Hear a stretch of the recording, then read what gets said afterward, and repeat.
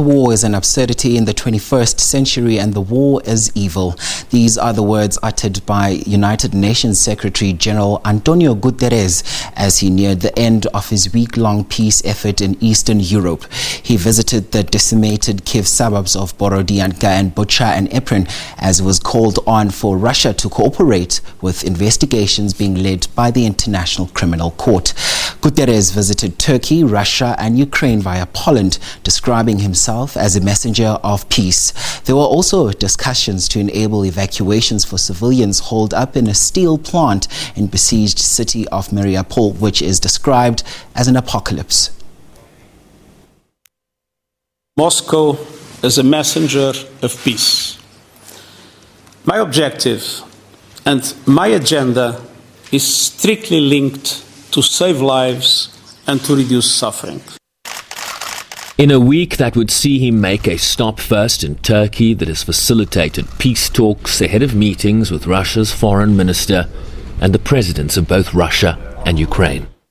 It is my deep conviction that the sooner we end this war, the better for the people of Ukraine, for the people of the Russian Federation and those far beyond.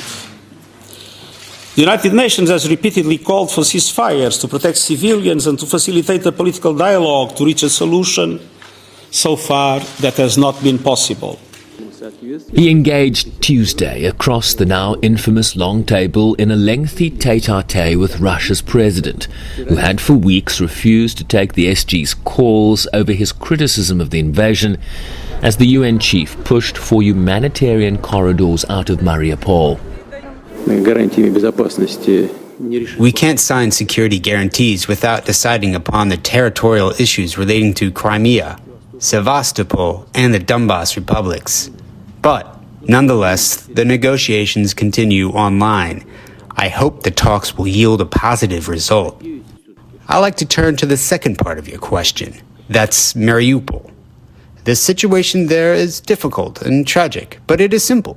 I talked to Turkey's President Erdogan yesterday. He said there was fighting there. There is no fighting there.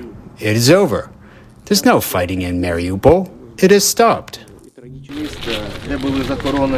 Guterres would reach Ukraine Thursday, coming face to face with the reality of this war's destruction and ruin near Kyiv. Russian missile attacks would later be felt near the Shevchenko district of the capital, with the UN expressing shock at the proximity to its chief. Ukraine is an epicenter of unbearable heartache and pain. I witnessed that very vividly today around Kyiv. The senseless loss of life, the massive destruction, the unacceptable violations of human rights and the laws of war. It is vital that the International Criminal Court and other UN mechanisms conduct their work so that there can be real accountability. The position of the United Nations is clear. As I said in Moscow, Russia's invasion of Ukraine is a violation of its territorial integrity and of the Charter of the United Nations. Ukraine's leader expressed optimism that lives could be saved in Mariupol. I'm grateful to the Secretary General for being here, for coming to Kyiv. And one of the major issues that we've discussed today, this is the violation of human rights in Ukraine by the Russian Federation, and what we can do, what the UN can do in order to deblock the Azov steel factory, in order to save lives. The UN chief also admitting that the Security Council had failed to do everything in its power to prevent and end the war.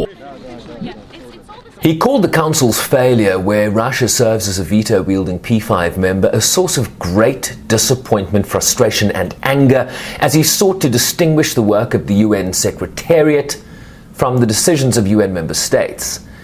On the question of Council reform, Guterres said he would continue to do everything he can to at least compensate for the failures he cannot solve, which likely includes this very war itself. Sherwin Bryce-Pease, SABC News, New York.